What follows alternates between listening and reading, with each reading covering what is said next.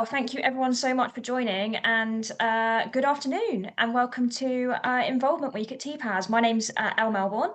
I'm a National Consultancy Manager at Tpas, and yeah, I'm really glad to be here and to see lots of new faces, but also some people that we recognise as well.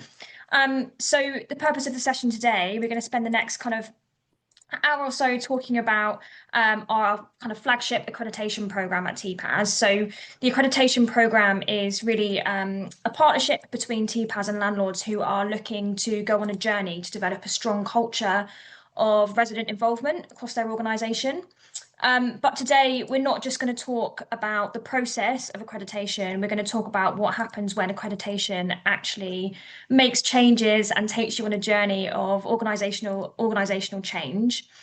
So yeah, the title of today's session is Accreditation and Excellence from Culture to Impact. And I think, we've chosen that title because we really want to show the real difference between, just getting a certificate on the wall, which is obviously great, but what it actually means to kind of shift your way of working with residents and your way of understanding what good engagement means for your residents. So we've got two brilliant organisations with us this morning. We have our colleagues from Gen 2 and from Hull City Council. And both of these organisations have been through the accreditation process and got accredited, which is amazing. And we're going to do a bit of an in-conversation with them today and share, what changes look like for them, what the accreditation process was like, and unpack a few of the kind of themes around culture change. And then we've also, at the end of the session, I'm going to be talking a little bit about the accreditation process just to give you an overview, but we've also got a chance for you guys to do a bit of live polling on Slido. You can see the link on my screen, so do try and get that up when you're kind of listening to what we're saying.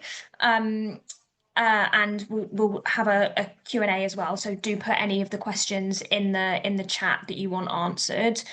We will leave those until the end. We'll try and get through the content first and make sure that you have a chance to get your questions answered at the end of the session.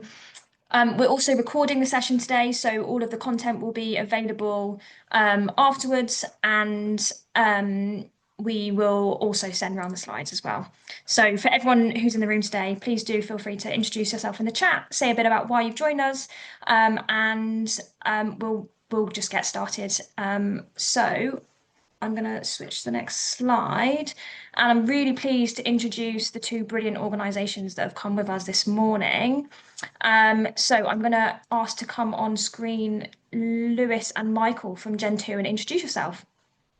Yeah, good afternoon, everyone. My name is Lewis Wormsley. I'm the Customer Engagement Lead here at Gen 2. Hello, everyone. I'm Michael McGuigan, Head of Customer Voice and Engagement here at Gen 2. And it's great to be able to share our journey with our Tpas accreditation with you today. Thank you so much. And we've also got Steve on the call. Where are you, Steve? I'm here. I'm on the top bar somewhere. So I'm Steve. Do you want to introduce yourself? Yeah, I'm Steve Shearer from Hull City Council. The tenant participation team are one of those who I support, so that's really special, actually. Thank you. Can I just ask? It's just a thought, Al. Is it worth asking how many people on this call are accredited and how many people are looking to be accredited? It'd be quite nice to kind of know the split. Can we do that using Zoom?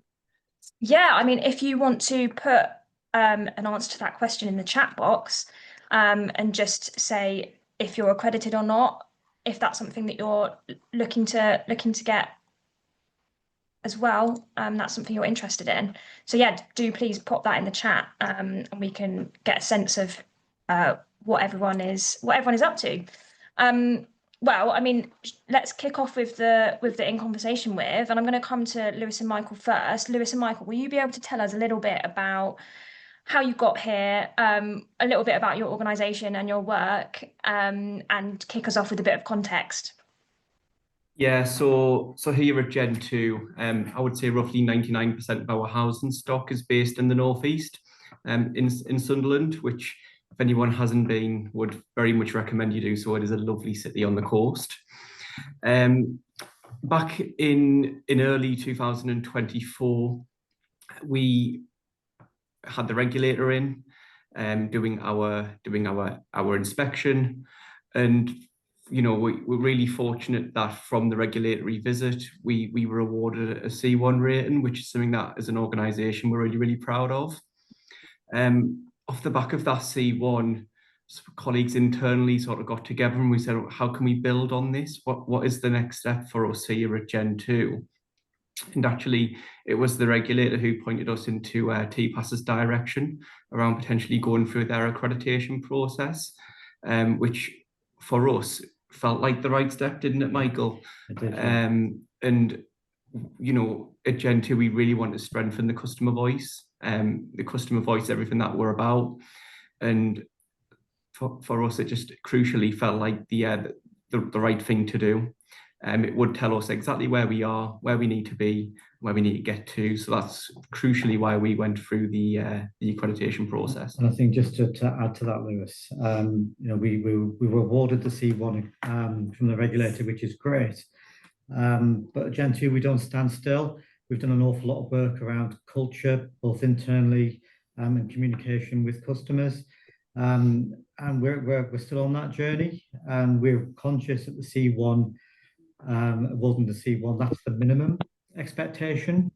And we're conscious that the Tpas accreditation allowed us to test that, what we'd achieved already, but also to help us take that further, because we're not about standing still. So it's been a great experience. Brilliant, thank you so much. That's really great background. And Steve, I'm going to come to you. Can I ask you to also give us a bit of context around your journey with accreditation, how you got here, and where you're at today? Okay, so we'd already met up with Lewis and Michael last week just to kind of do introductions, and we're contrasting organisations in a way. We first received our accreditation in 2008. So our journey has been quite long in terms of Tpas accreditation. And we've learned a lot along the way. It's been totally invaluable. Probably all I need to say right now, because I know you're going to ask us questions, Al.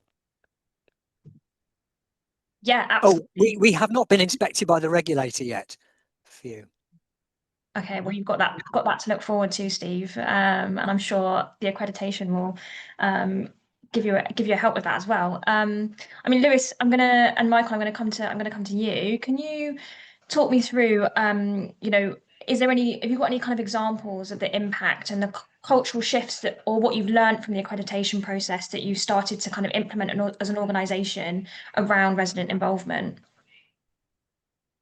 Yeah, Michael, sorry, yeah, go for it. So way back in December 2024, when we had our initial meeting with Gillian from Tpas, we got a mix of customers and colleagues together in one room for a session to explore accreditation, what that would mean for Gen 2, what that means for customers, what that means for colleagues. And we had a really healthy workshop and conversation about the benefits of Tpas accreditation. And that journey with the Tpas accreditation tied in very well with the cultural change that's underway at the minute at Gen 2. So within the last 18 months, we've launched Great Place to Work, which is something I've worked with previously. Our Exec Director of Engagement and Customer has brought in Great Place to Work. We've done a lot of change management and training. We've delivered 7,000 hours worth of customer service training over the last 12 months to improve that customer service and that customer experience, all around listens and acts, which ties back in with our TSMs, our tenant satisfaction measures. So this felt a natural progression for us on the path that we're on.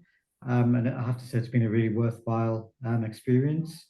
But one of the other things that we've done is equip our customer committee and other customers across the group with the skills and the training that they need in order to hold us to account and to help us deliver a better outcome for our customers. Yeah, and what I would just like to add on to what Michael said there, really was a collaborative effort going through the accreditation process. It wasn't just a case of it was left up to one individual. We made sure that we got working groups for each of the standard around what evidence can we all pull together, and really hold everyone to account and understand it's not just one person's responsibility. The word, engagement officer gets bandied about as about, an individual's role, but actually it's an organizational piece really where it's everyone's responsibility. And that's really what we wanted to try and achieve when going through this, around making sure everyone felt as though they were accountable. Thank you so much, Liz. I think that's a really important point around making sure that everyone's accountable, because when we talk about cultural change, that can't happen from just one person or one team. It has to be a golden thread throughout a whole organisation. So that's it's really great to hear that your approach was so collaborative. And we also want to feel that at Tpas we're part of that collaboration as well. We're not just sending you off into the abyss with a list of criteria to assess yourself against. We want to make sure that it feels really collaborative. I think one thing I would just like to add, Elle, as well, is, when we were looking through the evidence, we were looking through it with our customers. So following on from the initial session, we brought customers in and we actually asked them to help us identify any gaps that we had. And it was really, really insightful, because they must have provided 8 to 9 different pieces of evidence or recommendations, which we hadn't even thought of. And for us, that was the real sort of, it was really rich insight, which then helped us get to where we are now. Oh, that's brilliant. And I really like that as well. It seems like not only have you kind of gone through the accreditation, you've also used it as a tool to engage with your customers as well. So that's that's brilliant. And Steve, I'm gonna come to you. Could you talk a little bit about, what's your experience of kind of cultural change been as you set on this journey for accreditation?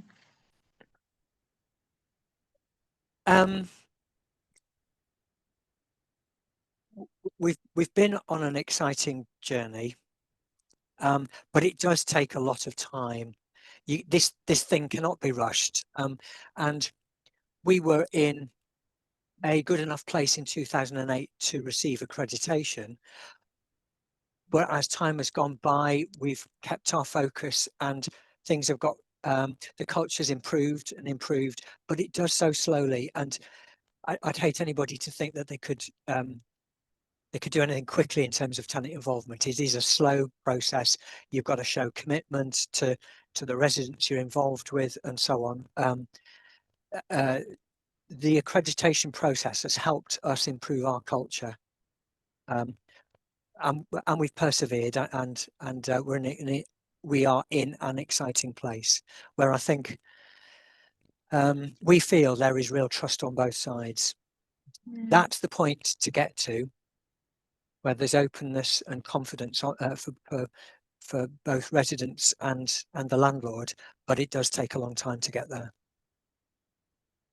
Yeah, I think that's a really important point, Steve. And I think, what you said about this being something that you need to think about long term, the way that we see it at Tpas is that resident engagement and that cultural change is a never-ending journey, right? You've always got to keep pushing. There's always ways to improve. Things change constantly, and it's not a linear journey. It's something that you have to, as you say, keep a focus on and not, not drop the ball, really.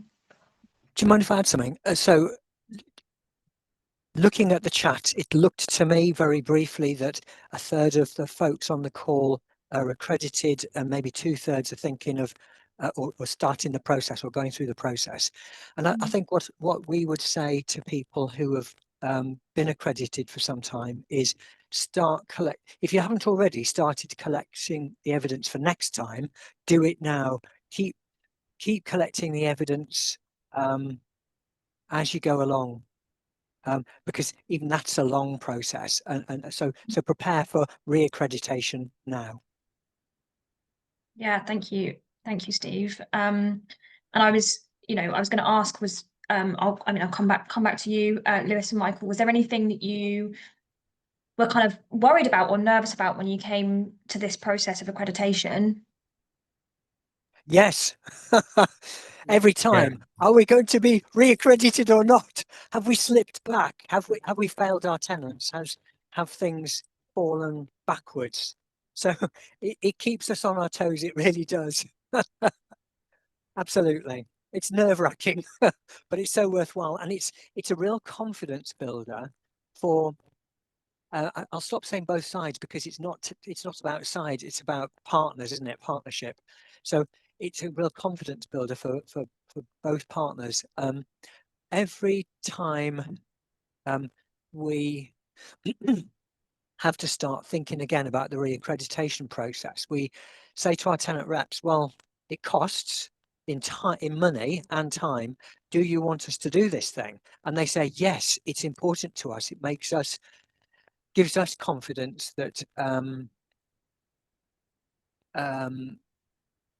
it gives our resident reps confidence that they're on the right track, as well as being that confidence builder for us. Thank you so much, Steve. And I'll come to you with the same question, yes, Michael. Was anything that you felt, you know, a little bit nervous about coming into the process? Yeah, I think naturally when you go through something like an accreditation process, it's just naturally a bit nerve-wracking.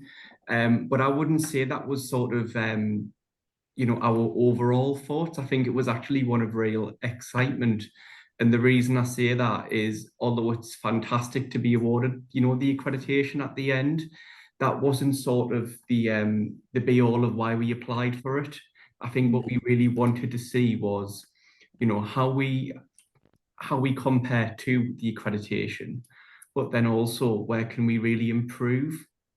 And that was our reasoning as to why we wanted to go through the accreditation process, around how else can we really improve our offer to our customers. So yes, it was nerve-wracking. I think naturally when you go through such a rigorous process, you're going to feel that way.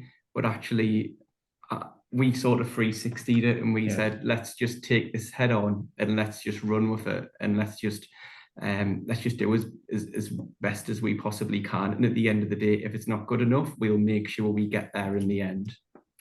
Jim, I think as well, just to add to that, that we had an element of curiosity. We were curious. We wanted to know, because we've done a lot of engagement, a lot of scrutiny prior to the Tpas accreditation. But this, going through the Tpas accreditation itself, allowed our customers to have a different voice or a different view, if that makes sense, as part of the accreditation piece, for us as an organisation as a whole. And to what Lewis has said already, it was an exciting and a really worthwhile journey to put ourselves through. So yeah, there was a bit of apprehension at the start, but I think we quickly realised that we work really closely with our customers. We knew that anyway, but we were on the same page. We had the same view.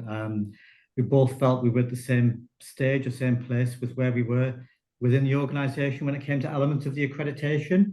And I thought that was really useful to see that the customers could see where we were at as well as ourselves. Yeah. And I think one other thing that's worth mentioning is that when we had our initial meeting with Tpas and with our customers, when we were introducing the accreditation, customers were like, before the meeting even began, were like, why are you doing this? Why are you going through the accreditation? And then after the meeting, I think it was paramount that everyone then understood it, and they were like, oh yeah, this is actually a really, really good thing for the organisation to go through. So there was complete buy-in. Yeah. And just to touch on that, at first, a couple of customers said to us, so is this just a ticky box exercise? And that view had fundamentally changed by the end of the first session.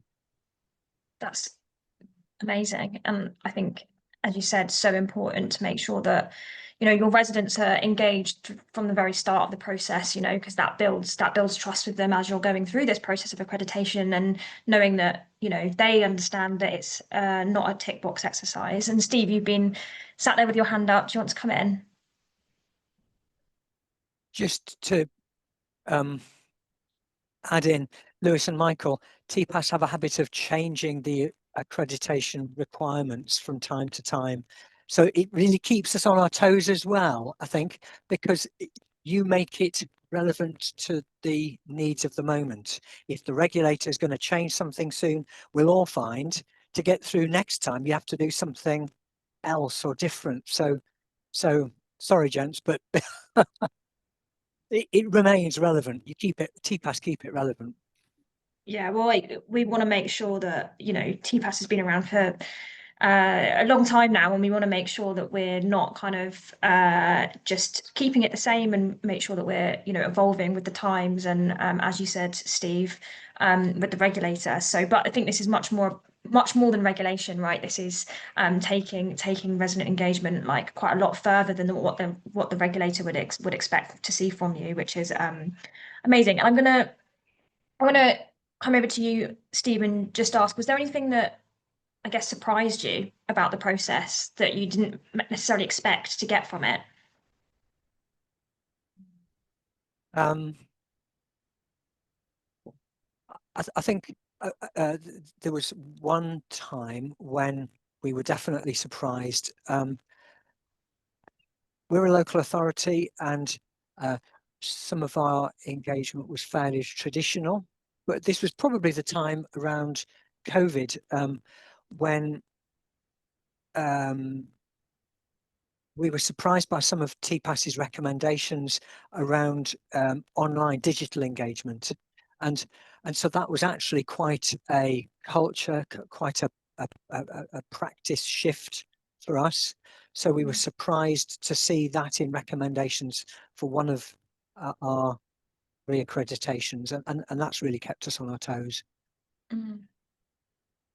And Lewis and Michael, is there anything that you wanted to add to that around, was there anything that surprised you about the process that you didn't necessarily expect to happen, or that you got from it that you weren't expecting to? I'll be really honest, El. I was surprised at the amount of support that was provided throughout the accreditation process. I think initially when we got the standards, I was looking through them and I'm thinking, by God, like I don't know how I'm necessarily going to answer or be able to evidence some of this. And having the likes of Gillian on board, Gillian was such a huge help in just saying, you might want to think about X, you might want to think about Y. And that really just made us click and think, oh yeah, I didn't actually think about that, but that would be great. So what I would say is that TPAS are there to support you through the journey, particularly the accreditation. They're not there to make it as difficult as they possibly can. They want to sort of make sure that if you've got the evidence there, then it's just about a conversation about how to then be able to provide it. So that's one thing that really surprised me, but in a positive way. Yeah, and I just wanted to pick up on that point that you made around the support. I mean, at TPAS, we really don't want this to feel like a test, right? It's an opportunity for you to really take stock, self-reflect, and understand what could be done to be better. And we do that through, seeing this really as a collaboration between TPAS and you. We want to make sure that that process is the right process for you, how that's set up and how we work with you. Some people really do like to just go off and collect the evidence and then, come back after 2 months and provide it to us. Some people want more support, so we're really, really flexible, and we'll kind of give as much or as little as any organisation wants us to in terms of the support. So that's a really great reflection. I've got one question left before we wrap up this section of the talk, but I'll come to you first, Steve. If there was something that you could tell an organisation that was looking to get accredited, what would it be? What would you want them to know?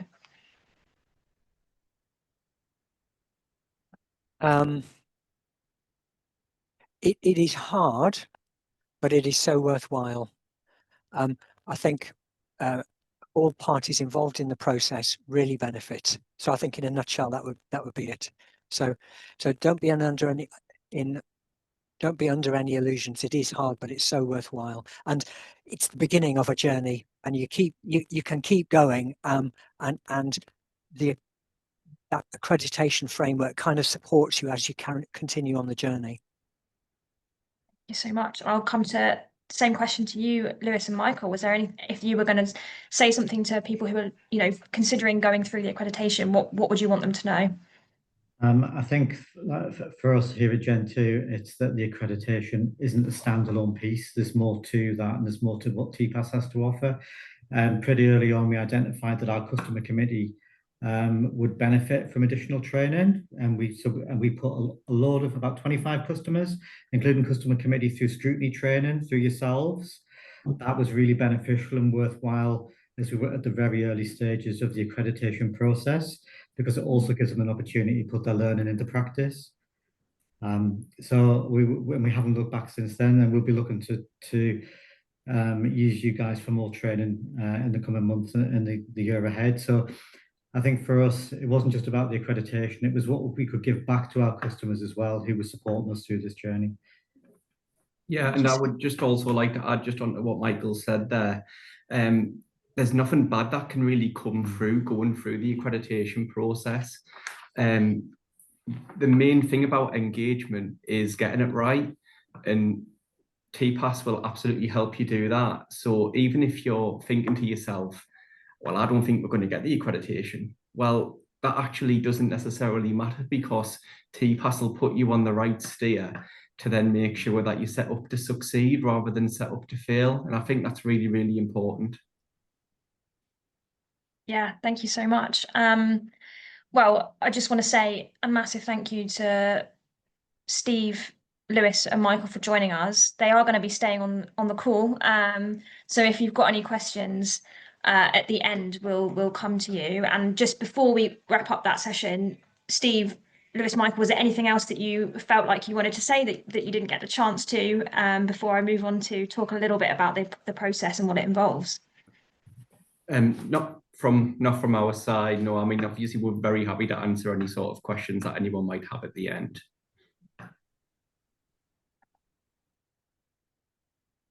Okay, this is the part where I start trying to share my screen and get my notes up and everything goes wrong. Can you see my screen, everyone?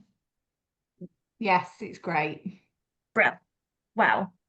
I wanted to talk a little bit now about accreditation and what the actual process is. But first of all, wanted to touch upon our national engagement standards. So this is the framework that guides everything that we do at Tpas, and really is a framework for the accreditation process as well. So we have 7 key themes that make up accreditation. So the first is governance. So this looks at how decisions get made within your organisation, who's involved in making those decisions, and how transparent that decision-making process is. The second is strategy. So is resident involvement woven into your business plan, into your organisational strategy? Next, it's training and capability. So, do your staff know how to do good engagement? Do they value resident engagement? Accessibility and inclusion. So are you reaching everyone who is using your services, and are there opportunities for people to engage and be involved? Are those opportunities accessible to everybody? Feedback and listening. So do the residents feel heard by your staff? Do they feel confident to speak up? And, do they feel confident that their input will be acted upon when they do speak up? Learning and improvement. Are you learning and getting better? Do you understand that resident engagement is a never-ending journey, as we spoke about before, as Steve very articulately spoke about? And then finally, transparency and accountability. Can residents see how decisions are made, and is the information that they need available to them when they need that information? So our accreditation assesses kind of how you're doing against these 7 themes. And like we said earlier, it's not about being perfect. It's about, being honest about where you are and committing to getting better and kind of going on that journey to making sure you're the best that you can be when it comes to resident engagement. And there's 5 kind of key stages to our accreditation process. So the first, as Lewis and Michael spoke about, is the brief. So this is where you sit down with Tpas and your Tpas assessor, and you set up your accreditation. So this is where you agree kind of how you want to work together and what that looks like for you. So it's a really kind of collaborative stage of the process, and it's where your assessor will help you kind of shape the process so that it's useful to you and it doesn't feel like a tick box exercise. The next stage is a self-assessment. So this is where you map out against our criteria where you're at the moment. So this is the point where it's really important to be super honest. So where are your strengths, where might there be some gaps. It's not about, trying to be perfect, but it's about getting a real picture of where your organisation is in terms of our engagement standards. And this becomes kind of a baseline where we measure your progress against later. The next stage of the process is the reality checking. So this is where the real work happens for Tpas. So we'll come to your team. So we'll conduct kind of interviews and focus groups directly with your staff and your residents as well, in order to understand what's actually happening on the ground. So to get a real picture of, is what you've put in your self-assessment, does that match what the experiences of your staff and residents? And that's where we'll kind of gather the most evidence and use it as well on top of your self-assessment to assess your against the criteria of our engagement standards. And then final is the review. So your assessor will look at all of the data, all of the evidence from staff, residents, the documents that you provide, and we'll give you a comprehensive feedback. So it's not just a tick box. We'll give you real detailed feedback on each theme within our accreditation, and you'll need to meet 80% of our standards to become an accredited landlord. So if you don't meet those standards, we will also pull together a very kind of comprehensive plan for you to take away and work on, to kind of improve your engagement, your resident engagement framework. And then we'll come back and we'll reassess in 12 months and see, what's changed, where are you at, and hopefully give you the opportunity to become an accredited landlord. So I think, as Steve, Lewis and Michael said, this isn't a short process, it's a long process, and it's really an opportunity to do a real deep dive into what's happening across your organisation. It's going to mean collecting lots of evidence, doing quite a lot of work. It's not easy, but what we hope you find if you do come and join us to do an accreditation is that you'll find it a really collaborative process. It won't hopefully feel like you're being inspected from above. It'll feel like we're helping you to understand your organisation better, and it will be just a really honest process where you can do some proper self-reflection and understand more from your residents about what they want and what they want to see as well, as kind of Lewis and Michael spoke about. So yeah, we want you guys to see it as an opportunity for yourselves, really. So we've got a couple of other opportunities and programs at Tpas as well. So for those who might want something a bit different, might not be looking to quite yet to get to do the accreditation program, we've got our scrutiny assured quality mark. So this is focusing specifically on your scrutiny functions, and seeing how they function and if they're kind of fit for purpose, and supporting you to make scrutiny better in your organisation so that residents have a good opportunity to hold you and your policies to account.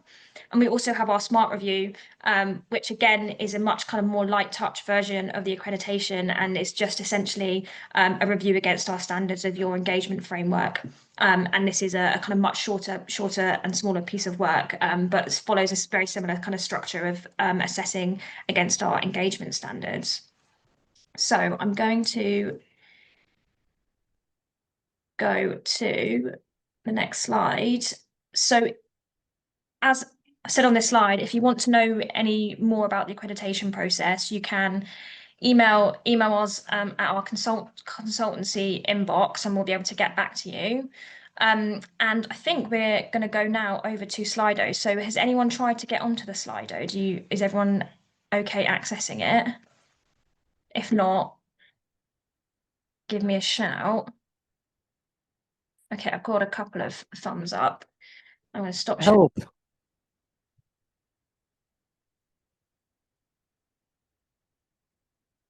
Bear with me.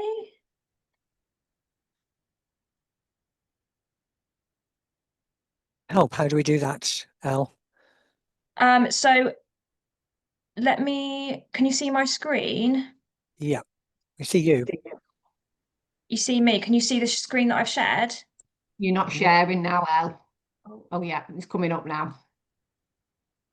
Okay, so if everyone was able to get onto the link in Slido, Just scan the QR code on the side of my screen, or join at slido.com and then add the code that I've put, and we'll get a bit of a gauge on where everyone feels they're at. So the first question is, how confident is your organisation at hearing resident voice right now? We've got 45% of people, so quite a lot saying that you feel you're quite confident. 22 saying very confident.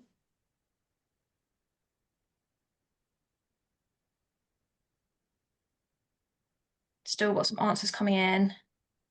And we've got a very brave 3% saying not confident at all, which is a very honest reflection, and exactly what the process of accreditation is there for. So if we go on to the next question, what is the single biggest barrier to resident involvement in your organisation?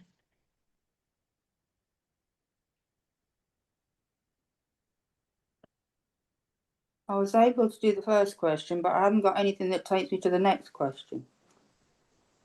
There's some people answering it. It might just take a couple of seconds to load. Unless it's because I'm doing it on the phone, but Is anyone else having trouble getting to the second question? Someone's saying you might just need to refresh the page. right. So the biggest theme coming through is apathy,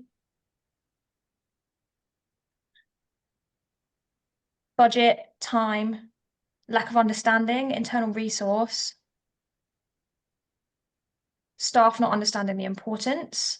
I think all of these really come back as kind of themes around cultural change for me. So lots of these are speaking to that kind of lack of understanding of the importance of tenant engagement and what it takes.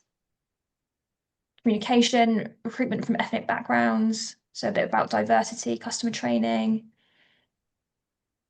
No support from senior management, so getting buy-in from senior management feels like something really important to be able to really focus on tenant involvement in your organizations. We've still got a few more people typing. Culture and structural change. Communication is a really important one.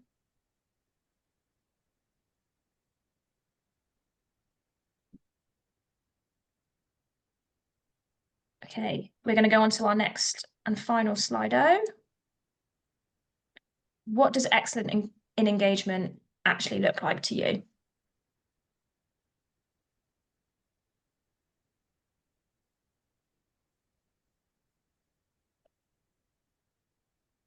Satisfied tenants. I would definitely agree with that. Customer-led, co-design of services, good communication and feedback, honesty and trust. These are all really important things that I think we've already touched upon today. Meaningful change due to tenant involvement, absolutely. Making sure that when tenants do get involved, their involvement is making meaningful change across the organisation and that they're feeling that change. Co-design is coming through as a big theme. Trust, constructive partnership. I think that's really important to make sure that you're building constructive partnerships from both ends. Seeing the impact, good communication and feedback.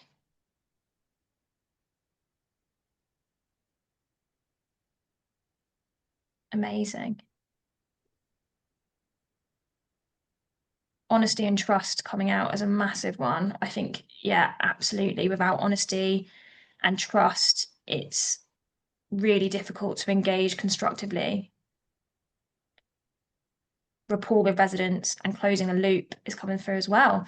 Brilliant. We've still got a few more people typing, but I'm going to stop sharing my screen and hand over to Lisa. Lisa, have we got any questions that have come through in the chat that we can pick out? We have a couple. Just one second. Where's it gone? There was a couple that were sort of linking to Steve and Lewis and Michael that we could pick up. Just one second. Let me get back to them. Caroline has asked, we're currently starting the process and are interested in how much evidence you supplied. We want to make sure we're providing enough, but also don't want to over provide if it's not necessary. Lewis, it looks like you're nodding your head there. Did you want to come in?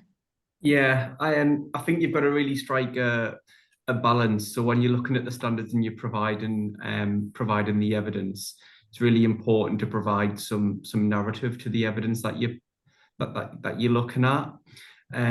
What I would say is, I would say over provide rather than under provide, because you would rather have more than not enough. However, if you're unsure, and if you're unsure about the type of evidence that you're necessarily providing, then that's your opportunity to then reach out to your to your consultant at Tpas and ask the question. And that's what they're there for. So if it's something that you're unsure about, then it might be worth reaching out to whoever that may be. But I always think having more is than less is better. Yeah. Thank you, Lewis. And absolutely what you said there about that's the kind of question that you can definitely ask your TPAS assessor, and they'll be able to help you every step of the way. So don't be shy to ask questions when you're going through this process. No matter what the question is, we're always going to be happy to answer it, jump on a call with you and support you through it. Carla has asked how many properties Gen 2 have. We have roughly 28,000 properties. We have roughly 60,000 customers in the city. Mixture of high-rise buildings, bungalows, sheltered accommodation, 2-bedroom properties up to 6-bedroom properties. Kind of, you imagine it, we've probably got it. Brilliant, thank you. We've got a question from Anne-Marie. How did you ensure buy-in from other parts of the organisation when going through the accreditation?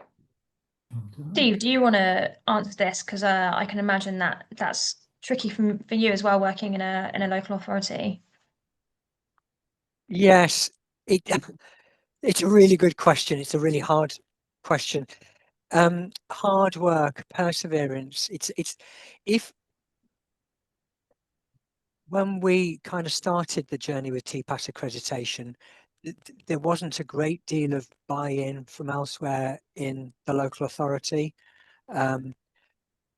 Politically, it was strained, if you like, but we've persisted, and over time, gradually, we've continued to move in the right direction.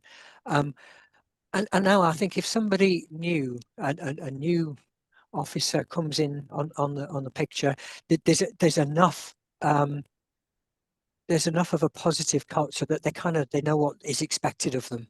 It's almost like peer pressure now, but it has taken a long time and a lot of perseverance, and you just have to keep persevering. Sometimes it's been really difficult, and sometimes it's been easier. So Sally and I, my colleague who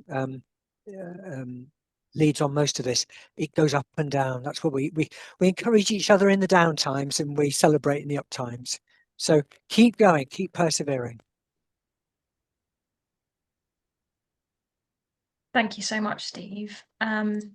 Lisa, was any other questions? I can see one that's coming from Harry. Yes, there's that one. Yeah, it's a question for Gen 2 and Hull. What were some of the recommendations that TPAS made during accreditation, and how did this change the way you engage with customers? Yeah, so look, I think for us, we're still at the very early stages of looking through the recommendations. We only received the accreditation a few weeks ago. We know internally there's still a lot of improvement work for us to do with our scrutiny aspect. We know that isn't necessarily perfect, and that's what the accreditation process showed. So for us, we know we need to take a little bit of a deep dive into how we improve that. We also know that there was a little bit of a gap around us doing some, absolutely fantastic engagement work, and being able to provide examples of how customers have influenced change within the organisation. However, there was nowhere, I suppose, centrally within the organisation where all of that fed into. So at the moment, we're looking at creating a tracker where all of our customer feedback that we action goes into one place. We're thinking of, future regulatory visits. So that's how we're going to then be able to provide evidence. And I think just to add to that, one of the key things that we're going to be doing with the recommendations is working collaboratively with our customers through those recommendations, so they can see that actually what's being fed back from yourselves, they've had a part to play together with us to make that meaningful change and to improve the organisation as a whole. So we'll be working collaboratively with our customers with that and colleagues. Thank you so much. I mean, Steve, did you have anything that you wanted to add around specific recommendations or examples of recommendations that have come out and how that's changed? Yeah, one example that I mentioned earlier in a slightly different context was that a couple of accreditations ago, there was a very clear recommendation to start to embrace digital engagement. And we've made a good start with that. And there's a way to go. So the last time we were reaccredited, the recommendation was to continue that work because our progress had been recognised, but there was clearly more to do. So, and we're still on that journey. And we pick ideas from other people and we try and do what works for ourselves. So yeah, you get stretching recommendations, and that's part of the value of Tpas accreditation. Thank you so much. I think we had a couple of questions in there about how long does the accreditation is it valid for? So it's valid for a period of 3 years, and we do kind of 12-month checkups just to check in and see how you're getting on with some of the recommendations that we made. So yeah, and then was there any other questions that you saw? There's one that's, can you give some examples to show your evidence to cater for diverse needs of tenants? Is that asking what kind of evidence do we collect as part of the accreditation process? I'm not sure if it's aimed at Steve, and maybe the person could ask the question directly. Is it Mew? Sorry, I don't think I've pronounced that right. Yeah, right. Thank you. Is there any Steve and sorry, the other two speakers, when you give evidence to for the accreditation process, any examples to showcase the diverse needs of you have did some job on to cater for the diverse needs of tenants? So one example for us is that there are a couple of tenants groups who have got a really mixed membership. There are some people who are traditional white British. There are people who are Asian. We've got members of the committee who are sort of Middle Eastern origin. We did have a member of the we did have a particular tenants group we were supporting that was wholly people wanting to learn English, and so we were able to paint a little bit of a picture of some of the specific interest tenant groups who we've supported within Hull. Does that help at all? Yes, thank you. I mean, we can give one example. We've actually got a lady who regularly involved with ourselves. However, she is visually impaired. Therefore, if we are, presenting something on a screen, we cannot always assume that everyone can necessarily see that. Or if we're asking for our customers to potentially review a document, can they read that document? So what we've done with the with one of our customers who's visually impaired is we provide everything in a plain text format. So prior to them coming along to a meeting, they are able to translate that into Braille.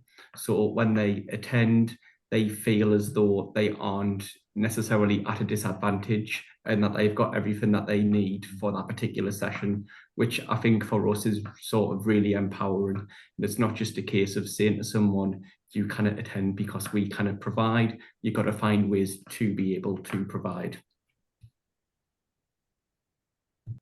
Thank you so much. Jill, you look like you're desperate to say something. I was just going to throw into the mix as well, just to reassure you that as you saw from the different themes, culture runs right through the centre of the National Engagement Standards, and as well as culture is equality, diversity as well. So throughout the whole of the accreditation, there are certain units that we expect to get information on around that and around people being able to be involved without the barriers there because of maybe what communities they come from as well. So that is measured throughout the accreditation process as a theme. Thanks, Gillian. Was there any other questions that were coming through that? There are a couple, yes. Jackie has asked Lewis and Michael if you can share the tracker details, please. I don't know if it's potentially worth providing like our email or my email address, Lisa, at the end, and then if anybody that'd be great. If you're happy to put that in the chat, if people are okay to contact you, you might be bombarded with questions. I am. I'm happy just to provide my email address in the chat, and then at least if anybody wants to reach out, we can try and answer any questions the best that we can. Thank you, that's brilliant. Lucy's asked, we have two main client groups, customers with learning difficulties, mental health and homelessness. Do you have any experience with engagement with those groups? As due to the turnover in homelessness stock, it's hard to set up a customer group. Lewis and Michael or Steve, do you guys have any experience with that? Yes. This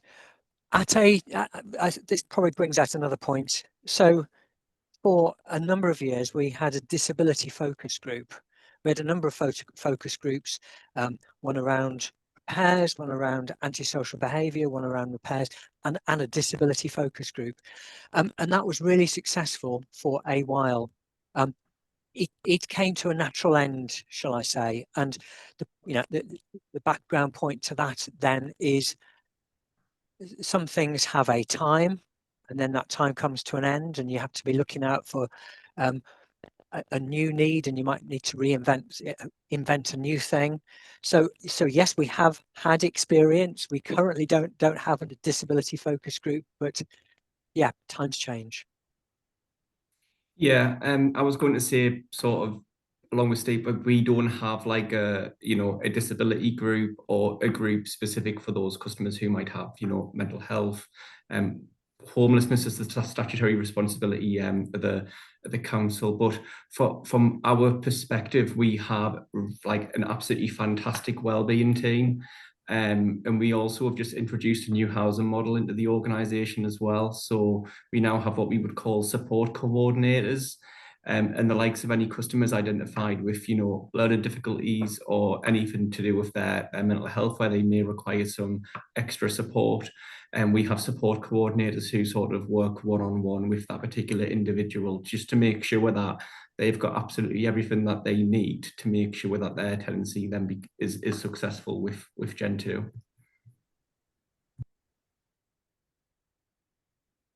Thank you so much. I think we've got time for one or two more questions. We've got one from David saying, during the accreditation process, has TPAS got any weaknesses around data gathering, for example, digital or hard copy evidence being provided? Jill, are you able to say a little bit about how we collect the evidence and if there's been challenges with that? Absolutely. The way we gather the evidence now is it's electronically shared with us. So we use sort of SharePoint, and we get a lot of the evidence just straight into a SharePoint or Teams channel, so we can just access it that way. And a lot of the evidence organisations hold should be or is on their websites as well. So what we do say for quite a few of the units where we're looking for that sort of evidence is direct us to your website, because we can pick the evidence direct from there as well. We are looking to make some changes moving forward, and using some more technology to help with the organisations with the evidence gathering, but that's a wait and see, maybe it's over the next 12 months. But yes, that's how we do it currently. Thank you so much. Can I just go on from there, if I may? So does that mean then the associations like Steve, Louis, and the rest, obviously going for accreditation, they're liable and responsible for transferring hard copied evidence from tenants to digital to then put it onto the Tpas platform? Thank you. We don't gather sort of individual tenants' information around, because what we don't do is go against GDPR. But part of the evidence gathering is when we do the reality check-in. So it's when we actually talk with either focus groups of tenants, customers, residents, or we do individual interviews with them. And then what we utilise is that evidence as part of the themes gathering.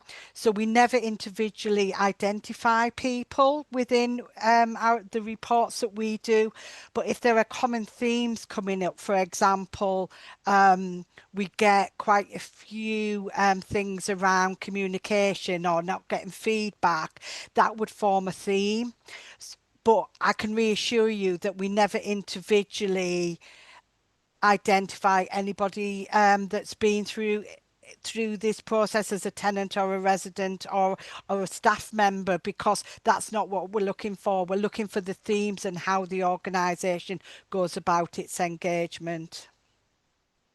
And just to add, like David, a few examples of the type of kind of paper evidence that we would collect, or digital evidence that we would collect, it would be your kind of internal policies, for example, your engagement framework, organizational structures. So like Jill said, there would never be anything that we would want to collect that went against confidentiality or GDPR.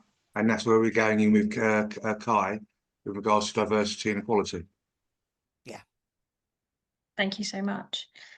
Well, we've just hit 2:30. So I just want to say a big thank you to Steve, Lewis, and Michael for joining us today, and everyone else on the call. It was really great to see all your faces, and we'll follow up with the slides and the recording. And like I said, if you do have any questions, please do reach out to us on our consultancy@tpas.org.uk email address. And hopefully we'll see you at some of the other sessions this week.